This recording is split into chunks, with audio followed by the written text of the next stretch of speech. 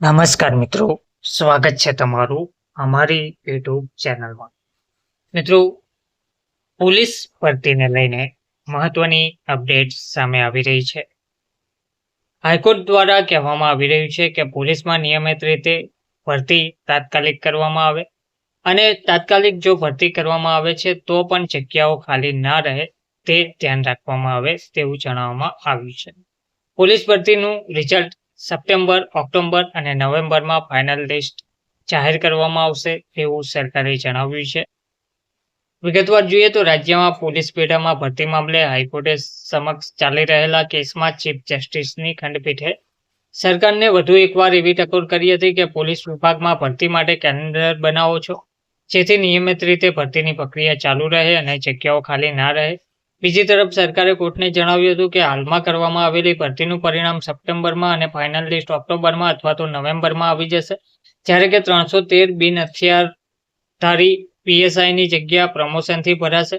આ કેસની સુનાવણીમાં શુક્રવારે મુખ્ય સરકારી વકીલે કોર્ટને જણાવ્યું હતું કે પ્રમોશનલ ભરતી અને સીધી ભરતી બંનેની પ્રક્રિયા હાલ ચાલુ છે. સીધી ભરતીનું પરિણામ સપ્ટેમ્બરમાં જાહેર થવાની શક્યતા છે. પીએસઆઈ, બિન હથિયારધારી અને કોન્સ્ટેબલની શારીરિક કસોટી પૂર્ણ થઈ ચૂકી છે. તેના પરિણામ અનુક્રમે ફેબ્રુઆરી અને માર્ચમાં જાહેર થયા હતા.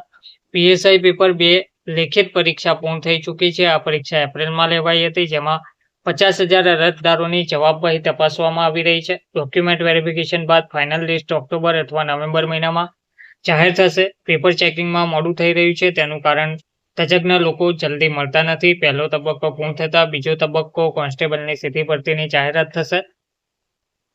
પ્રમોશનલ ભરતીમાં આજથી 1 વર્ષ પહેલા 7,725 જગ્યાઓ પ્રમોશન ખાલી હતી, જેમાંથી પ્રમોશનથી 6,589 પોસ્ટ ભરાઈ ચૂકી છે, જ્યારે બાકી 36 પોસ્ટ ખાલી છે અને બિન હથિયારધારી પીએસઆઈની 313 પ્રમોશનલ પોસ્ટ માટે 26 જૂને જાહેરાત બહાર પડાઈ છે. હાઈકોર્ટે સૂચન કર્યું હતું કે સમયસર કેલેન્ડરની ભરતી પ્રક્રિયા હાથ ધરાય તો જગ્યાઓ ખાલી ના રહે અને પ્રમોશન માટે પણ યોગ્ય ઉમેદવારો મળી રહે.